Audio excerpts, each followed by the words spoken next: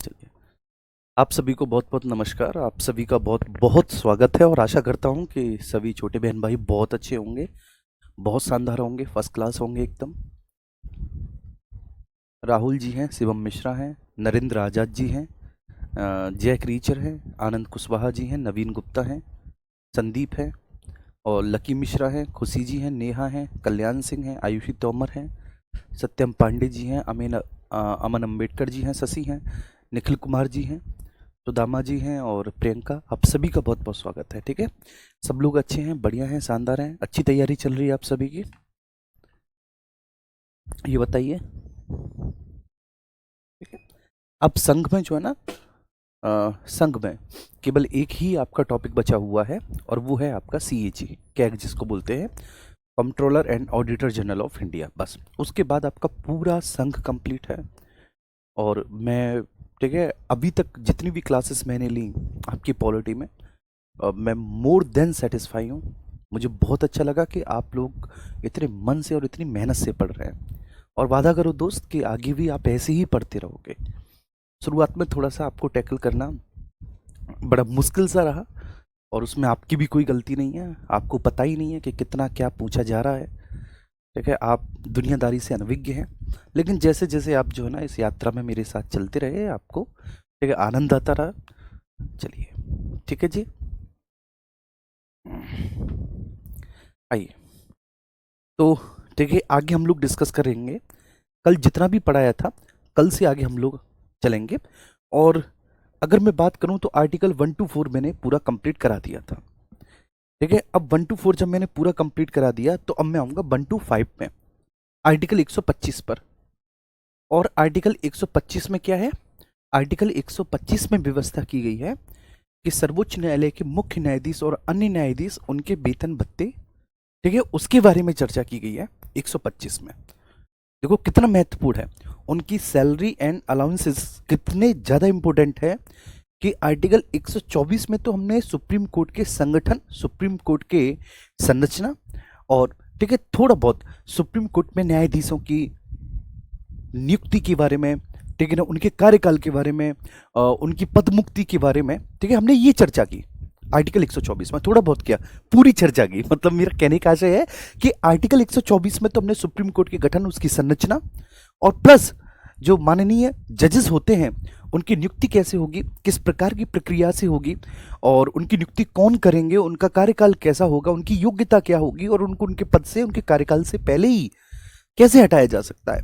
लेकिन अगला ही जो आर्टिकल था, अब सोच के देखो कि अगला आर्टिकल कितने महत्व का आर्टिकल रहा होगा, कि उसमें माननीय सुप्रीम कोर्ट के न्यायाधीशों के वेतन के बारे में चर्चा की।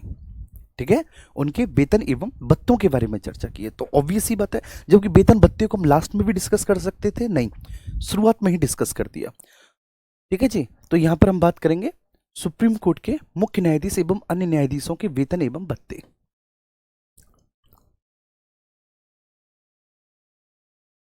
सुप्रीम कोर्ट के मुख्य न्यायाधीश,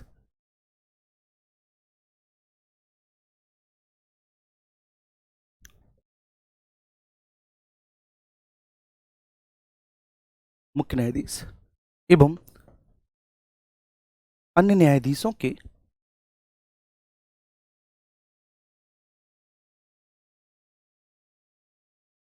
अन्य न्यायाधीशों के वेतन भत्ते।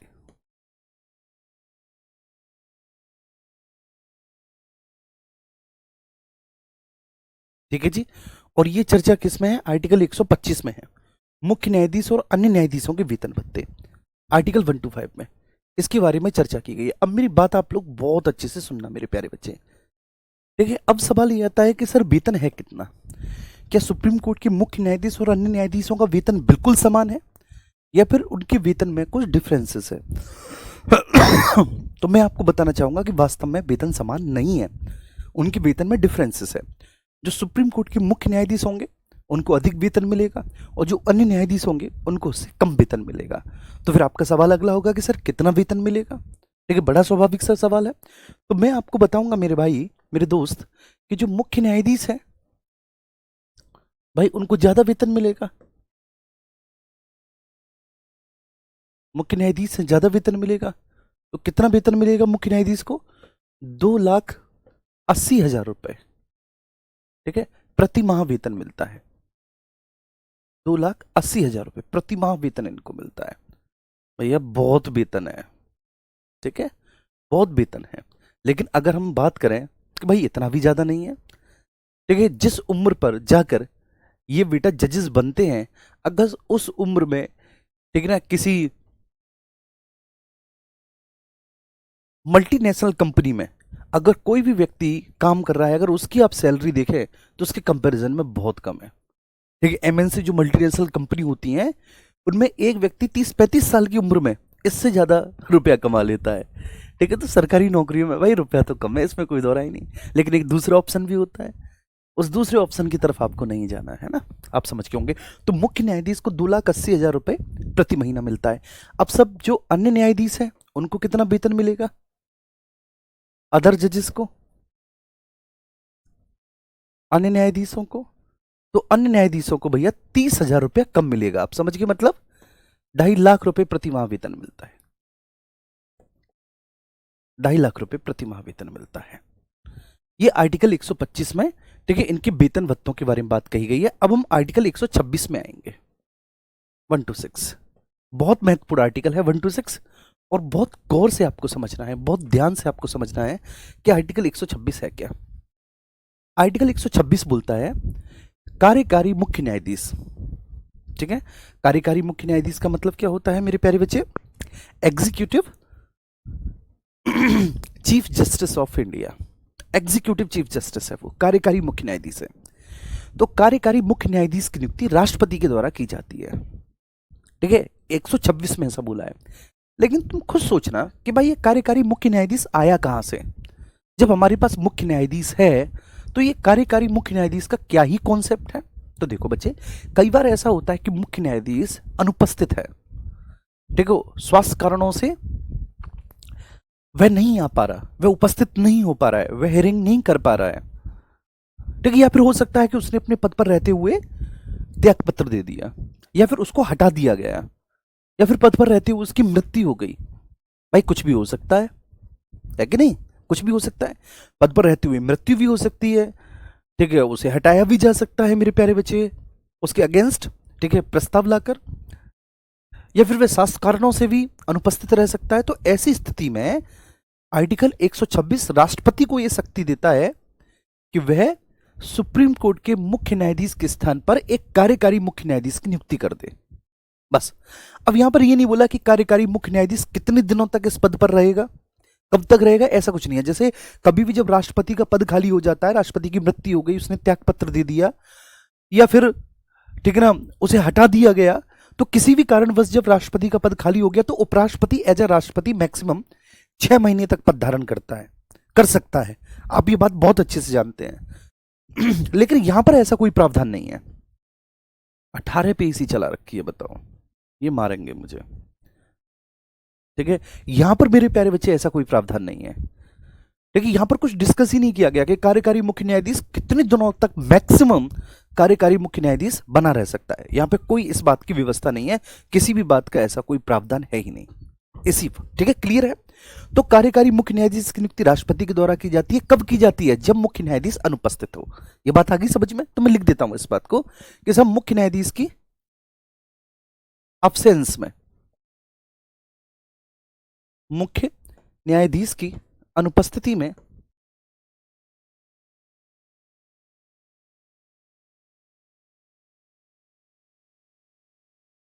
मुख्य न्यायाधीश की अनुपस्थिति में, ठीक है, एक कार्यकारी मुख्य न्यायाधीश की नियुक्ति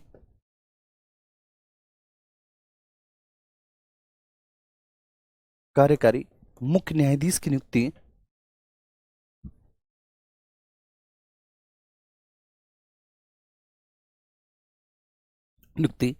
राष्ट्रपति के द्वारा की जाती है।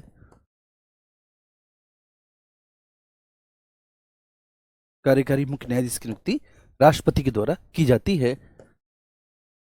की जाती है। ठीक है, अच्छा, अब ये कार्यकारी मुख्य न्यायाधीश के पास क्या योग्यता होनी चाहिए?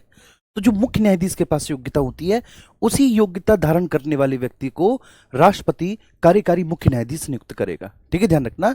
तो कार्यकारी मुख्य न्यायाधीश राष्ट्रपति किस व्यक्ति को नियुक्त करेगा? जिसके पास मुख्य न्यायाधीश बने जाने की योग्यता होगी। तो मैं इस बात को भी लिख देता हूं भैया यहीं पर सत्य के साथ। ठीक है जी, कि मुख्य न्यायाधीश की योग्यता धारण करने वाले व्यक्ति को राष्ट्रपति इस पद पर नियुक्त करता है।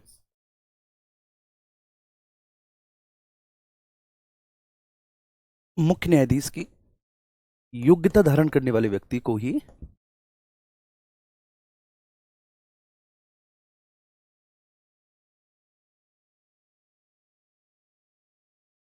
धारण करने वाले व्यक्ति को ही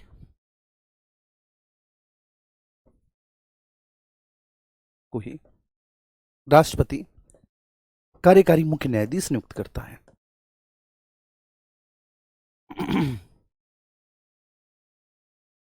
कार्यकारी मुख्य न्यायाधीश नियुक्त करता है।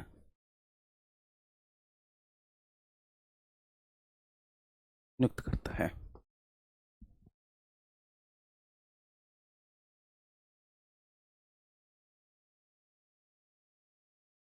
नियुक्त करता है। ठीक है जी, आ रही है ये बात समझ में? ये बात क्लियर है?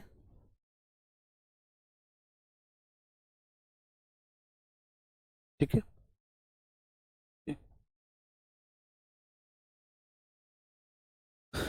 यहां तक किसी को किसी भी, ठीक है, बात का बेटा कोई डाउट तो नहीं, कोई इश्यू तो नहीं? अब मैं आपसे एक बात पूछना चाहूंगा कि मुख्य न्यायाधीश और अन्य न्यायाधीशों की योग्यता क्या अलग अलग होती हैं? जरा बताना मुझे भाई। मुख्य न्यायाधीश और अन्य न्यायाधीशों की योग्यताएं क्या अलग अलग होती है? नहीं, सब एक ही योग्यता होती है। जो अन्य जजेस की योग्यता होगी वही मुख्य न्यायाधीश की योग्यता होगी, बस इसमें ऐसा बोला है। ठीक है, आर्टिकल 126 में ऐसा बोला है। ठीक है, योग्यता सेम है, लेकिन 126 में ऐसा बोल दिया है कि भाई कार्यकारी मुख्य न्यायाधीश के पास वही योग्यता होगी जो मुख्य न्यायाधीश चुनी जाने के लिए होती है, जो मुख्य न्यायाधीश बनने के लिए होती है। और राष्ट्रपति ऐसी ही योग्यता वाले व्यक्ति को कार्यकारी मुख्य न्यायाधीश नियुक्त करेगा। कब तक नियुक्त करेगा? ठीक है, वह कब तक अपने पद पर रहेगा? जब तक कि मुख्य न्यायाधीश, ठीक है ना, कोई और नहीं चुन लिया जाता। तो जब तक कोई और मुख्य न्यायाधीश नहीं बचे, नियुक्त कर लिया जाता, तब तक कार्यकारी मुख्य न्यायाधीश उसके पद एवं कर्तव्यों का निर्वहन करेगा।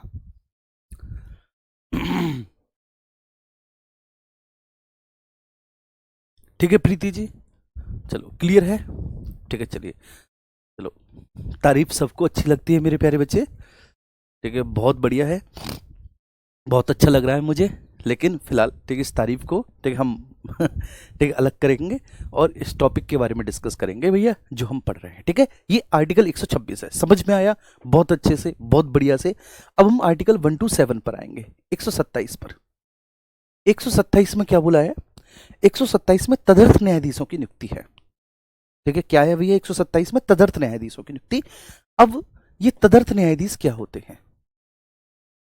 एड हॉक जजेस बोलेंगे इनको, एड हॉक जजेस, तदर्थ न्यायाधीशों की नियुक्ति, एड हॉक जजेस नियुक्ति। ठीक है, चलिए, तदर्थ न्यायाधीश का मतलब ये होता है मेरे प्यारे बच्चे कि जब सुप्रीम कोर्ट में गढ़ पूर्ति का अभाव हो। देखो, सुप्रीम कोर्ट की बैठकों का संचालन करने के लिए भी गढ़ पूर्ति चाहिए। तो जब सुप्रीम कोर्ट में गढ़ पूर्ति का अभाव हो, तब जो मुख्य न्यायाधीश होते हैं सुप्रीम कोर्ट के, वे सुप्रीम कोर्ट के मुख्य न्यायाधीश राष्ट्रपति की पूर्व अनुमति लेते हैं, पूर्व स्वीकृति लेते हैं, और उच्च न्यायालय की ऐसे जजेस को, ठीक है, जो उच्च न्यायालय की ऐसे जजेस जो सुप्रीम कोर्ट का जज चुने जाने की योग्यता रखते हैं, उच्च न्यायालय के, हाई कोर्ट्स के ऐसे जजेस जो ये योग्यता धारण करते हैं कि वह सुप्रीम कोर्ट के जज बन सकते हैं, तो कुछ समय के लिए, जब तक कि पुनः गढ़ पूर्ति बहाल नहीं हो जाती, तब तक के लिए वह उनको एज अ जजेस, ठीक है, अपॉइंट कर देते हैं सुप्रीम कोर्ट में। ठीक है, ये बात क्लियर हुई? नहीं हुई? फिर से एक बार समझाता हूं। तदर्थ न्यायाधीशों की नियुक्ति, ठीक है, एडहॉक जजेस की नियुक्ति के बारे में प्रावधान है। क्या है सर ये पूरा फंडा? तो एडहॉक जजेस, तदर्थ न्यायाधीश कौन होंगे? तो ये हाई कोर्ट के ऐसे जजेस होंगे जो सुप्रीम कोर्ट का जज बने जाने की योग्यता रखते होंगे। हाई कोर्ट के ऐसे जजेस जो सुप्रीम कोर्ट का जज चुने जाने की योग्यता धारण करते हैं। ठीक है, अब सुप्रीम कोर्ट में क्या है? गढ़ पूर्ति का अभाव है, जजेस है ही नहीं। गर्मी की छुट्टी पड़ गई, कोई अपनी पत्नी और बच्चों के साथ विदेश चला गया, स्विट्जरलैंड चला गया छुट्टियां मनाने, कोई कहीं और चला गया, कोई कहीं और चला गया, और ऐसी स्थिति में मेरे प्यारे बच्चे गढ़पूर्ति नहीं है। लेकिन ठीक है, सुप्रीम कोर्ट पे कार्य का दबाव बहुत ज्यादा है। अब जब कार्य का दबाव ज्यादा है तो भैया कैसे काम चले, कैसे हियरिंग हो, क्योंकि प्रेशर बहुत अधिक है, और यहां पर अगर देखे जाए तो जज है ही नहीं गढ़पूर्ति का बाप। तो ऐसी स्थिति में राष्ट्रपति की पूर्व अनुमति लेकर सुप्रीम कोर्ट के जो मुख्य न्यायाधीश हैं वो उच्च न्यायालय के ऐसे जजेस को जो सुप्रीम कोर्ट का जज चुने जाने की योग्यता रखते हैं कुछ समय के लिए, कब तक, जब तक कि गढ़पूर्ति ना हो जाए, कुछ समय के लिए उनको एज अ जज सुप्रीम कोर्ट में अपॉइंट कर देते हैं। इसी को बोलते हैं एडहॉक जजेस की नियुक्ति, और इसके बारे में आर्टिकल 127 में चर्चा की गई है। समझ में आया? समझ में आया तो एक बार थम्स अप करो। अगर ये बात मेरी समझ में आई तो बताओ कि हाँ। गढ़पूर्ति क्या है सर सोनाली तिवारी? अच्छा, आप लोग कभी रुकते नहीं हो, आपके लगातार कमेंट चलते रहते हैं। अरे बाप रे, कितनी एनर्जी है तुम में। मतलब तुम लोग क्लास देख रहे हो, टाइप भी कर रहे हो, तो तुम क्लास क्या ही देख रहे हो, एक बात बताओ। फिर तुम क्लास क्या ही देख रहे हो, फिर तुम क्लास पे क्या कंसंट्रेशन कर पा रहे हो जब तुम टाइप ही करते रहते हो? तो ठीक, गढ़पूर्ति क्या है? गढ़पूर्ति का मतलब होता है बेटा सदस्यों की वह न्यूनतम संख्या जिनके उपस्थित होने से सदन की कार्यवाही आगे संचालित हो, उसको हम गढ़पूर्ति कहते हैं। गढ़पूर्ति क्या है? सदस्यों की वह न्यूनतम संख्या जिनके उपस्थित होने से सदन की कार्यवाही आगे चले, गढ़पूर्ति। अगर गढ़पूर्ति का अभाव है तो कोई भी सदन सही मेरे प्यारे बच्चे। सदन का मतलब क्या है? केवल लोकसभा, राज्यसभा, विधानसभा, विधान परिषद ही नहीं, सुप्रीम कोर्ट, हाई कोर्ट, या फिर बच्चे कोई भी ऐसी बैठक जहां पर गढ़पूर्ति नहीं है तो वह कुछ समय के लिए, जब तक गढ़पूर्ति वापस नहीं आ जाती तब तक के लिए स्थगित हो जाती है।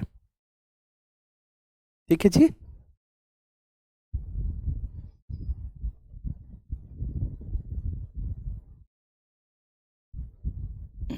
वैसे एक बात बताऊं तुम लोगों को, सच्ची सच्ची दिल से, तुम लोग हो बहुत प्यारे, इसमें कोई दो राय नहीं है।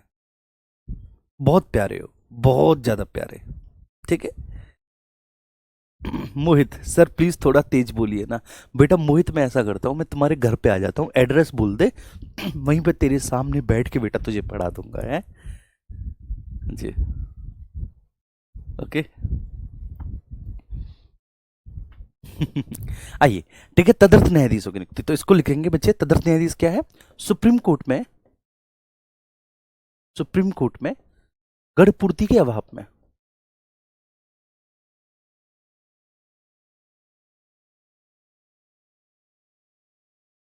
सुप्रीम कोर्ट में जब गढ़पूर्ति का अभाव होता है, तो सुप्रीम कोर्ट में जब गढ़पूर्ति का अभाव है तो सुप्रीम कोर्ट में गढ़पूर्ति के अभाव में बच्चे, ये ध्यान रखना है, ठीक है ना। सुप्रीम कोर्ट का मुख्य न्यायाधीश, सुप्रीम कोर्ट का मुख्य न्यायाधीश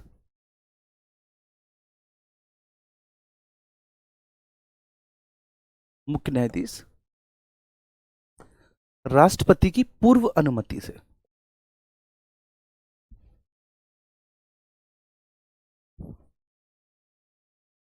राष्ट्रपति की पूर्व अनुमति से हाई कोर्ट के ऐसे जजेस जो सुप्रीम कोर्ट का जज चुने जाने की योग्यता रखते हैं, हाई कोर्ट के ऐसे जजेस जो सुप्रीम कोर्ट का जज चुने जाने की योग्यता रखते हैं,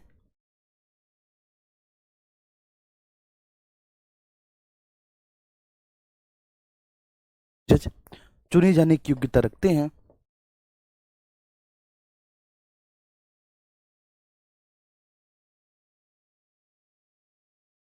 योग्यता रखते हैं,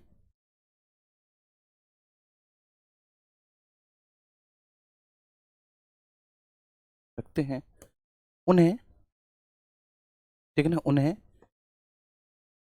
कुछ समय तक के लिए, कुछ समय तक के लिए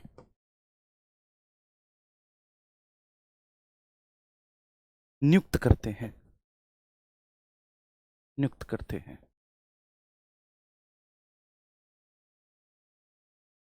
उन्हें कुछ समय तक के लिए नियुक्त करते हैं। चलिए आगे ये बात समझ में, ये तदर्थ न्यायाधीश होते हैं। ठीक है मुन्ना, ये कौन होते हैं? ये तदर्थ न्यायाधीश होते हैं। क्लियर हुआ? विवेक कुमार, इग्नोर क्यों कर रहे हो सर? कौन हो तुम? मेरी गर्लफ्रेंड हो जो मैं तुम्हें इग्नोर करूंगा? अरे अभी पढ़ा रहा हूँ यार मैं, पढ़ा रहा हूँ, पढ़ाई लिखाई पे ध्यान दो। जब पूछूंगा कोई डाउट तो नहीं है तब बताना। लगी रहते हो, क्लास चलती रहती है तुम लोगों के, ठीक है, अलग से एक रामायण चलती रहती है।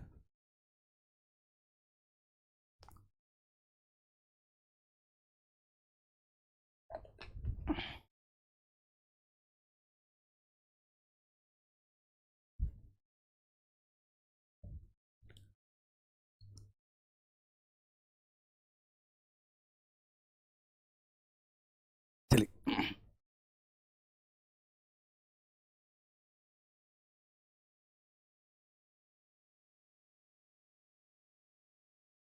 ठीक है, क्लियर हुआ? आई बात समझ में बहुत अच्छे से? यहां तक कोई इशू तो नहीं? तदर्थ न्यायाधीशों की नियुक्ति। अब हम आगे बात करेंगे आर्टिकल 128, आर्टिकल 128 बटे। अब ये क्या है, इसको समझना है।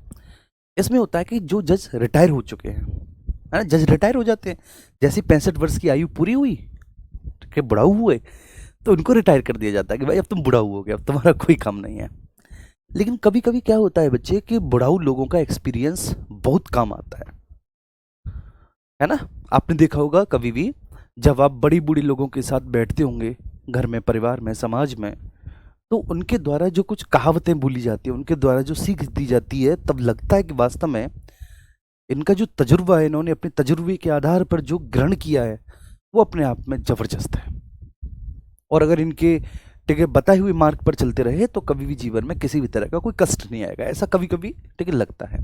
ठीक है, बशर्ते वो बुजुर्ग ऐसे रहे हों जिन्होंने अपने जीवन में कुछ अचीव किया हो, ठीक है, उद्दंडी और शरारती ना रहे हों वो अपने समय में। नहीं तो, ठीक है ना, आपने देखा होगा कि आजकल तो रील्स है, कई ऐसे होते हैं बड़े उद्दंडी और शरारती भी होते हैं, तो वो, ठीक है, बड़े कोमल, और ठीक है, अपने जीवन में उन्होंने जो है ना कुछ अचीव किया हो। ठीक, कुछ अचीव का मतलब ये है कि, ठीक है, समाज में, ठीक है, उनकी एक इस तरह का व्यक्तित्व हो कि भाई बहुत ईमानदार हैं, ठीक है, बहुत अच्छे इंसान हैं। तो ऐसे लोगों की जब हम सीख लेते हैं तो पता चलता है कि इन्होंने अपने जीवन काल में, ठीक है, जो भी कुछ इन्होंने ग्रहण किया है, अपने एक्सपीरियंस के आधार पर जब वो हमें देते हैं तो लगता है कि, ठीक है, इसको लेकर हमारी जिंदगी और अच्छी हो जाएगी, बेहतर हो जाएगी, इस तरह से। तो जो सेवानिवृत्त न्यायाधीश हैं, जो रिटायर हो चुके हैं मेरे भाई, रिटायर हो चुके हैं, तो कभी कभी हमको जो है ना ऐसी आवश्यकता महसूस होती है, ठीक है, सुप्रीम कोर्ट में, कि हम उन्हें दोबारा से लाएं कुछ समय के लिए। जैसे कोई स्पेशल पर्टिकुलर केस हो गया, कोई ऐसा पेचीदा केस कि हमें पता है कि भाई ऐसे केसेस का एक्सपीरियंस्ड, तो, ठीक है, अमुक व्यक्ति को बहुत है, लेकिन अभी वो रिटायर हो चुके हैं। ठीक है, ऐसा ही कोई केस जो किसी व्यक्ति ने अपने जज रहने के टाइम पर बहुत अच्छे से, बहुत जबरदस्त तरीके से, ठीक है, उसको सॉल्व किया था, उसके बारे में निर्णय दिया था, उसके बारे में हियरिंग उन्होंने, ठीक है, करी थी, और हमें उनके एक्सपीरियंस की आवश्यकता है फिर से, क्योंकि फिर से उसी प्रकार का मामला, तो हम उन्हें वापस ला सकते हैं। या फिर हम उन्हें वापस इसलिए भी ला सकते हैं कि भाई हमें आपके एक्सपीरियंस, हमें आपके मार्गदर्शन की आवश्यकता है। तो ऐसी स्थिति में सेवानिवृत्त न्यायाधीशों से काम लिया जाता है, या फिर आप कह सकते हैं कि सेवानिवृत्त न्यायाधीशों से, ठीक है, थोड़ा बहुत अनुभव लिया जाता है। और वो अनुभव कब लिया जाएगा भाई? उनके घर जाके तो नहीं लिया जाएगा, उनको यहाँ पर बुलाकर, ठीक है, उनसे कुछ बातें सीख कर, पूछ कर, ठीक है, उनके दिशा निर्देशन में काम करके। तो आर्टिकल 128 में सेवानिवृत्त न्यायाधीशों का प्रावधान है। सेवानिवृत्त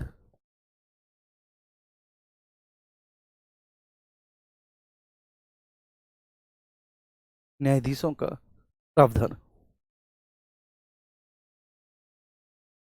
सेवानिवृत्त न्यायाधीशों का प्रावधान, ठीक है बच्चे, ये सेवानिवृत्त न्यायाधीशों का प्रावधान, सुप्रीम कोर्ट का मुख्य न्यायाधीश,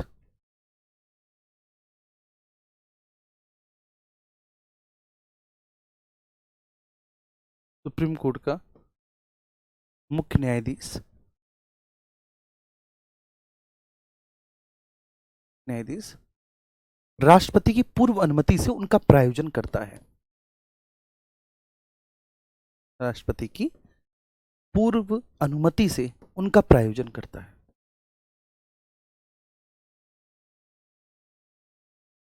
उनका प्रायोजन करता है।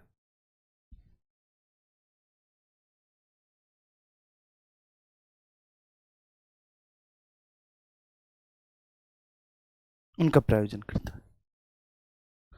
ठीक है भाई, तो राष्ट्रपति की पूर्व अनुमति से उनका प्रायोजन करता है। मेरी बात समझ में आ गई होगी। मुझे नहीं लगता कि यहाँ तक मेरे किसी भी प्यारे साथी को किसी भी तरह का कोई भी डाउट होगा, कोई भी इश्यू होगा। सब कुछ क्लियर हो चुका होगा, एकदम जबरदस्त हो चुका होगा, एकदम मस्त हो चुका होगा। और उम्मीद करता हूँ कि आप लोग बहुत शानदार होंगे। ठीक है जी, क्लियर है, ये बात समझ में आई। तो सेवानिवृत्त न्यायाधीशों का प्रावधान सुप्रीम कोर्ट का मुख्य न्यायाधीश राष्ट्रपति की पूर्व स्वीकृति से करता है। आर्टिकल 128 ये है। अब अगला आर्टिकल आता है आर्टिकल 129। बड़ा जबरदस्त आर्टिकल है आर्टिकल 129। ठीक है ना। क्या बोला है 129 में? 129 में बोला है बच्चे कि सुप्रीम कोर्ट का अभिलेख न्यायालय होना। अब ये क्या है?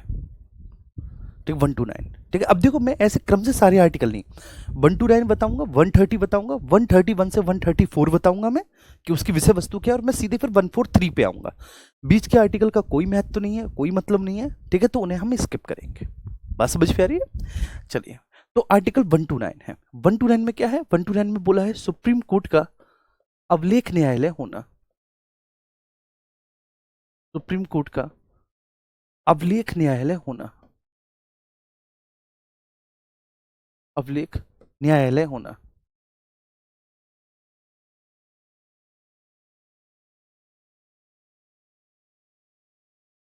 जी हाँ, ठीक है, ये बात आर्टिकल 129 में बोली है।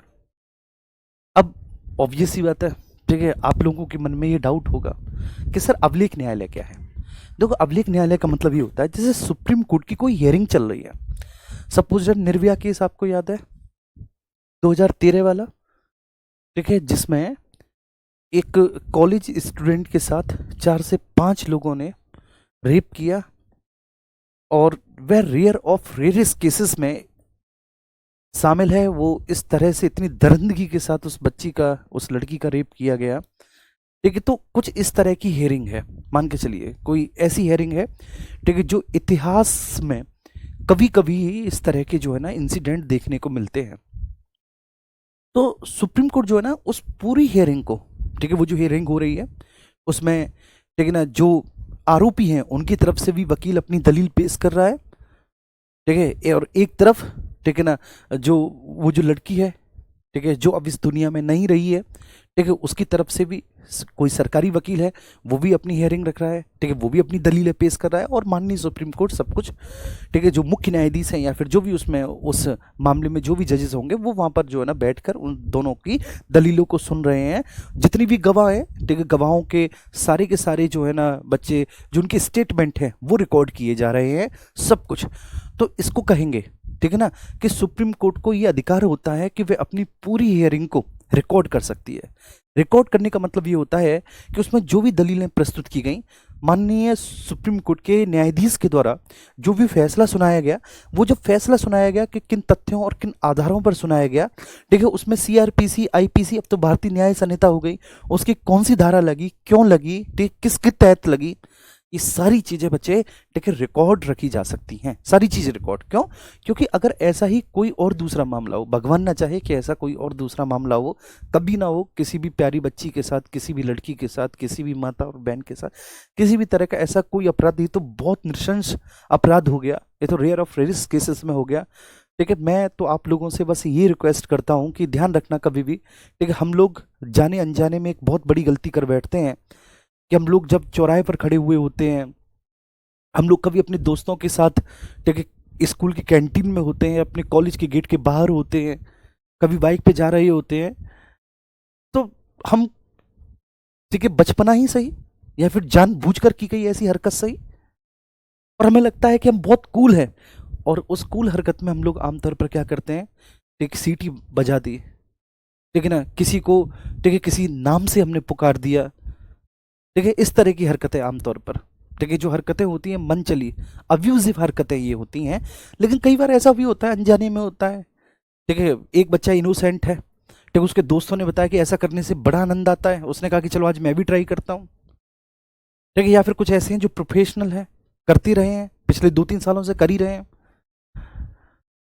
तो ये, ठीक है, चाहे आपने कैसे भी, तो सबसे पहली बात तो मैं बताना चाहूंगा कि कोई मनोरंजन नहीं होता, ये कोई मनोरंजन नहीं होता। आपको ये तब लगेगा, ठीक है, जब इस तरह की शिकायत कभी आपकी बहन आपसे आकर करेगी, आपकी माता आपसे आकर करेंगी, ठीक है, आपकी कोई, ठीक है, रिलेटिव आपसे आके करेगी, जैसे मैं चौराहे से निकल के जा रही थी, 4 लड़के खड़े थे और उन्होंने मुझ पर अब्यूजिव लैंग्वेज का यूज़ किया मेरे ऊपर, तब आपको गुस्सा आएगा। ठीक वैसा ही गुस्सा, ठीक है, उस बच्ची के भी भैया को, उस बच्ची के भी पापा को, उस बच्ची के भी घर वालों को आता होगा जब आप ऐसा करते होंगे। तो मैं तो ये चाहता हूँ कि इवन, ठीक है, एक छोटा सा भी टच जो है ना, एक छोटा सा भी टच किसी भी लड़की के खिलाफ ऐसा ना हो, ठीक है, जो कि बेसिकली जो है ना बैड हो, बैड टच कभी ना हो, ठीक है, इतना भी ना हो।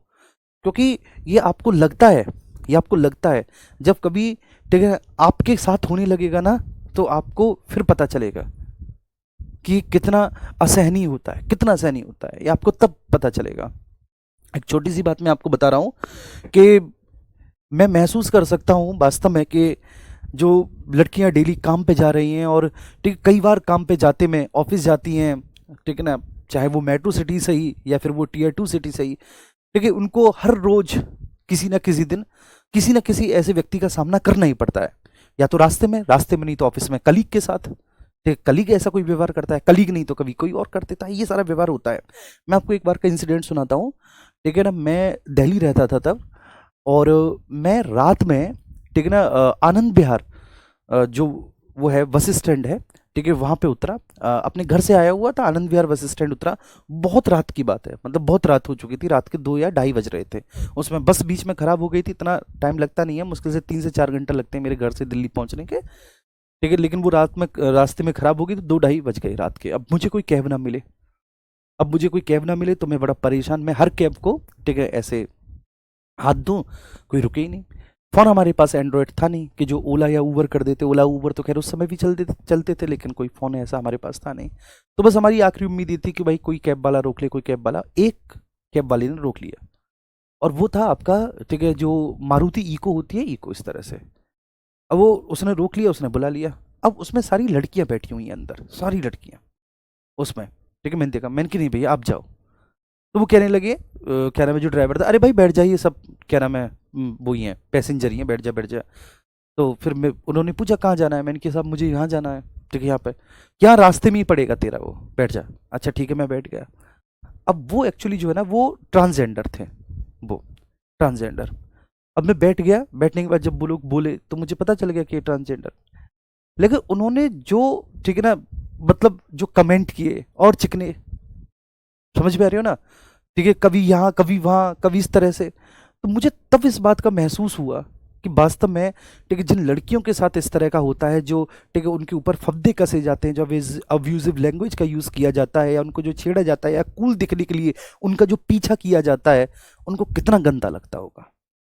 बहुत गंदा लगता है दोस्त, जब आपकी मर्जी के अगेंस्ट, ठीक है, कोई भी आपसे व्यवहार करता है तो आपको बहुत गुस्सा आता है। जैसे, ठीक है, नींद में कोई आपको जगा दे, आप अभी 1 घंटे पहले सोए और कोई आपको जगा दे, ठीक है, वैसा अनुभव होता है, कितनी गुस्सा आती है।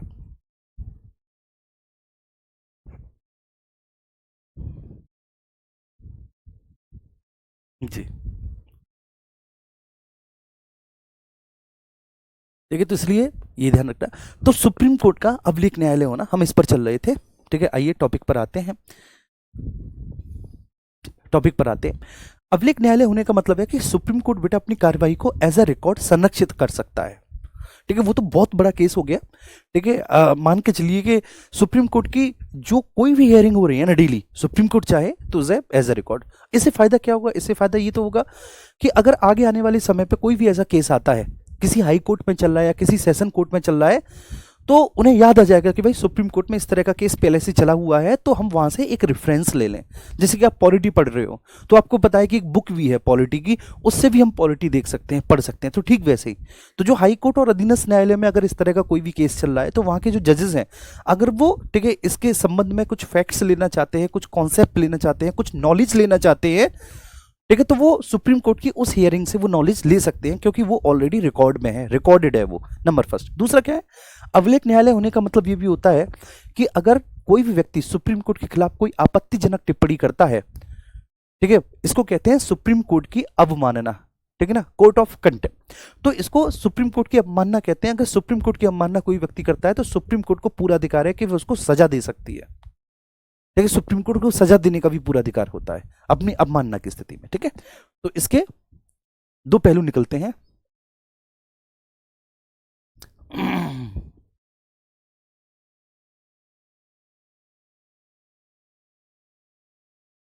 सागर, मेरे भी साथ हुआ है। आपका वाला केस बहुत बुरा लगता है, मैंने बताया है, ठीक है ना।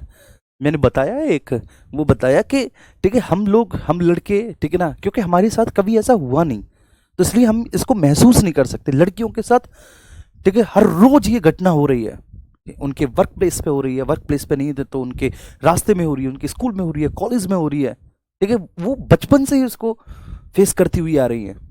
लेकिन हमने कभी, लड़कों ने एक्चुअली क्या नहीं, जिस दिन तुम्हारे साथ हो जाएगा तुम्हारी रूह कांप जाएगी, तुम्हें लगेगा कि ये कितना गलत है। बस मैं ये बताना चाहता हूँ, ठीक है। आइए, तो सुप्रीम कोर्ट का अभिलेख न्यायालय होना, तो सबसे पहले क्या है कि सुप्रीम कोर्ट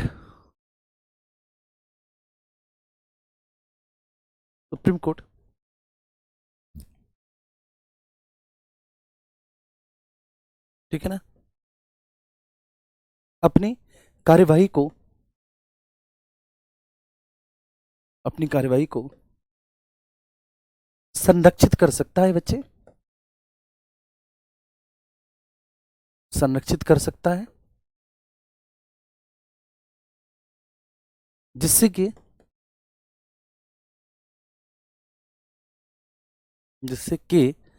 ठीक ना, high court and subordinate court, जिससे कि high court and subordinate courts, जो अधीनस्थ न्यायालय हैं और जो हाई कोर्ट्स हैं बच्चे, वह वह high court and subordinate court जो है वह ठीक है ना, एज अ रेफरेंस प्रयोग कर सके, एज ए रेफरेंस प्रयोग कर सके, ठीक है ना, उस नॉलेज को। ये बात समझ में आएगी। दूसरा, ठीक है, अपनी अवमानना की स्थिति में सुप्रीम कोर्ट को दंड देने का अधिकार है।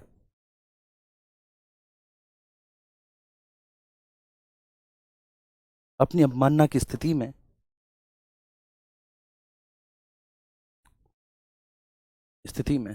सुप्रीम कोर्ट को, सुप्रीम कोर्ट को सुप्रीम कोर्ट को दंड देने का भी अधिकार है।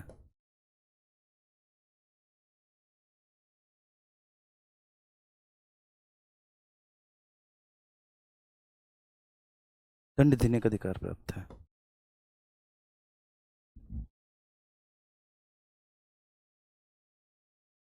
ठीक है, ये होता है सुप्रीम कोर्ट का अभिलेख न्यायालय होना।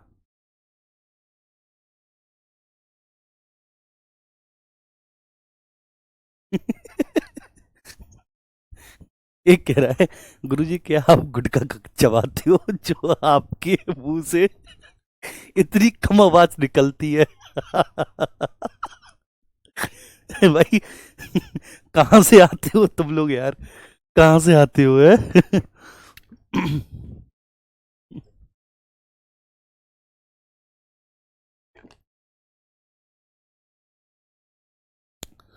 चलिए, आइए, ये बात आ रही है समझ में।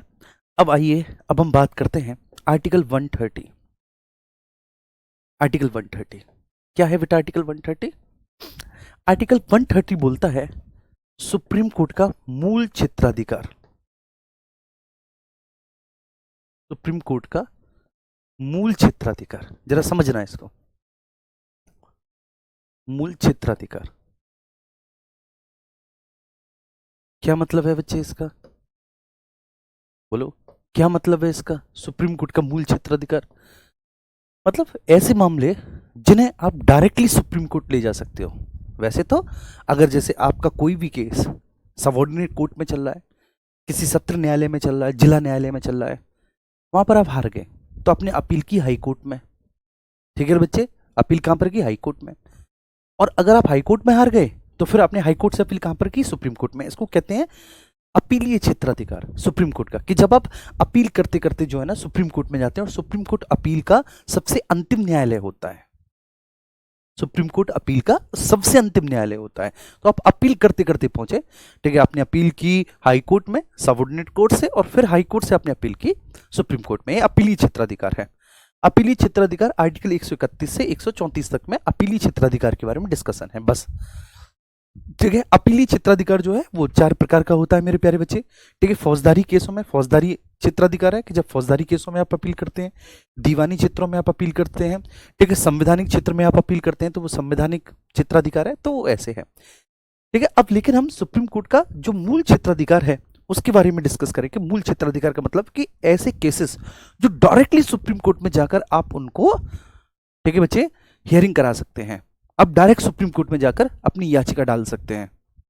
ठीक है, ऐसे केसेस जिनको डायरेक्टली सुप्रीम कोर्ट में चलाया जा सकता है, आप ये मान के चलो, तो जिनको डायरेक्टली सुप्रीम कोर्ट में चलाया जा सकता है उसको हम सुप्रीम कोर्ट का मूल क्षेत्राधिकार बोलेंगे। मूल क्षेत्राधिकार तो वो कौन कौन से केसेस हैं? ठीक है बच्चे, तो देखो वो कौन कौन से फील्ड हैं, वे कौन कौन से एस्पेक्ट हैं। सबसे पहला है मेरे प्यारे बच्चे रिट क्षेत्राधिकार। रिट क्षेत्राधिकार, रिट क्षेत्राधिकार, आर्टिकल 32 में रिट क्षेत्राधिकार के बारे में चर्चा है। अगर किसी भी व्यक्ति के मौलिक अधिकारों का हनन हो रहा है, ठीक है, किसी भी व्यक्ति के मौलिक अधिकारों का हनन हो रहा है, तो उस व्यक्ति के मौलिक अधिकारों के हनन की स्थिति में वो व्यक्ति डायरेक्ट सुप्रीम कोर्ट जा सकता है और वह अपने लिए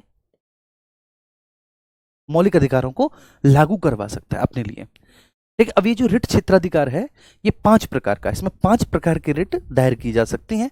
आप सब लोग जानते हैं, पढ़कर आए हो, ठीक है, और जब फंडामेंटल राइट पढ़ाएंगे, मौलिक अधिकार पढ़ाएंगे तो इनको बहुत डिटेल में हम आपको बताएंगे। तो 5 प्रकार के रिट दायर की जा सकती हैं। बंदी प्रत्यक्षीकरण, पहली प्रकार की रिट बंदी प्रत्यक्षीकरण। एक आपकी हो गई परमादेश, एक आपकी हो गई प्रतिषेध, एक आपकी हो गई उत्प्रेषण और एक अधिकार प्रक्षा। अधिकार प्रक्षा, ये 5 प्रकार के रिट अधिकार प्रक्षा। ठीक है, ध्यान रखना, habeas corpus, habeas corpus, mandamus, prohibition, ठीक है, सर्टियोरी एंड को वारंटो, अधिकार प्रक्षा। 5 प्रकार के रिट, मतलब कब? मौलिक अधिकारों के उल्लंघन की स्थिति में आप डायरेक्ट सुप्रीम कोर्ट पहुंच सकते हैं। मौलिक अधिकारों के उल्लंघन की स्थिति में मेरे भाई आप डायरेक्ट सुप्रीम कोर्ट पहुंच सकते हैं और आप डायरेक्ट सुप्रीम कोर्ट जाकर आप अपने लिए मौलिक अधिकारों को प्रवर्तित करा सकते हैं, अपने लिए मौलिक अधिकारों को प्रवर्तित करा सकते हैं। ठीक है, तो ये भैया किस केसेस में होगा? मौलिक अधिकारों के उल्लंघन की स्थिति में।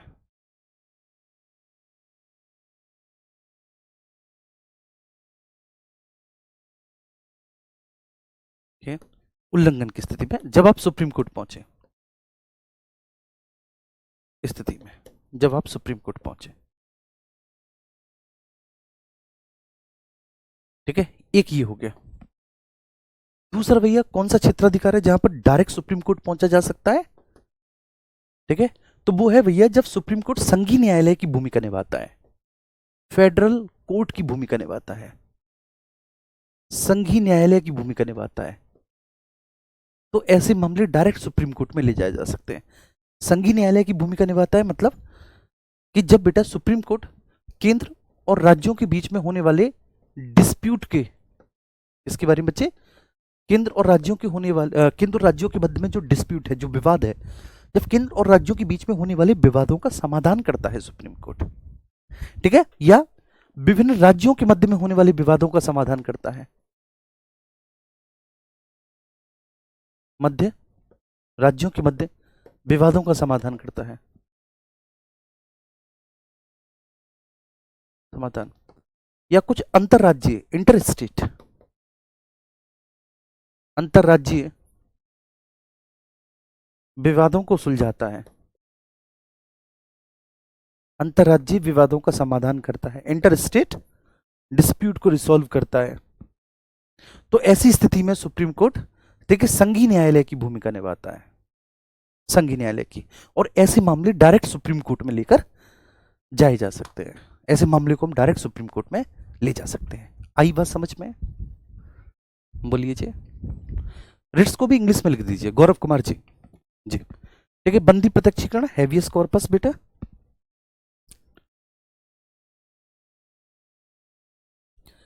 हैवियस कॉर्पस,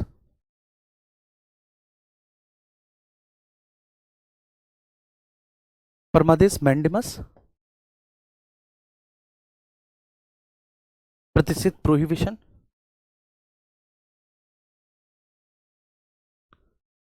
सट्यूरिटी, अधिकार परीक्षा को वारंटो,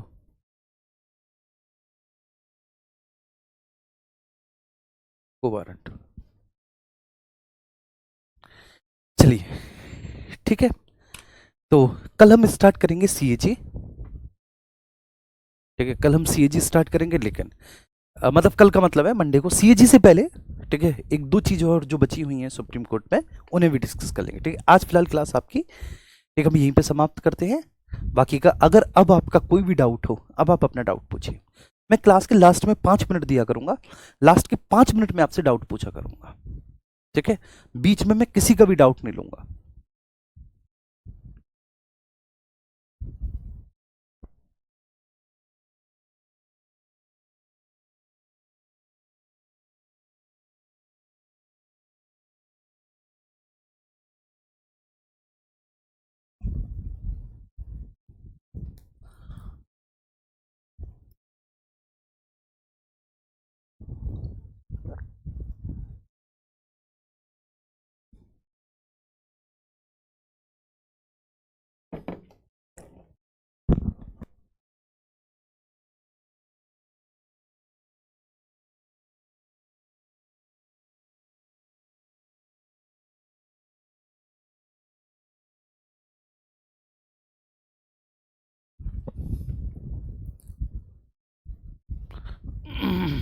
चलिए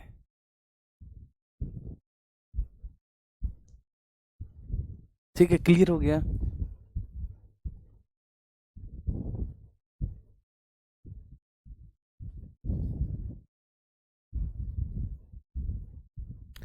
गुरुजी आपकी शादी हो गई, इसका मतलब है अभी तुम मेरे इंस्टाग्राम पे हो रही इसलिए पूछ रहे हो ये सवाल। चलिए ठीक है, ओके, थैंक यू। अब फिर तो आपके वही ठीक है ना, रिपीटेड क्वेश्चंस हैं, वही कट कॉपी पेस्ट वाले हैं, कोई डाउट तो है नहीं, तो मैं वैसे ही मजे ले रहा है कि हाँ चलो ठीक है, मास्टर से कुछ बात कर ली जाए चलो जी ठीक है, थैंक यू भाई, थैंक यू सो मच।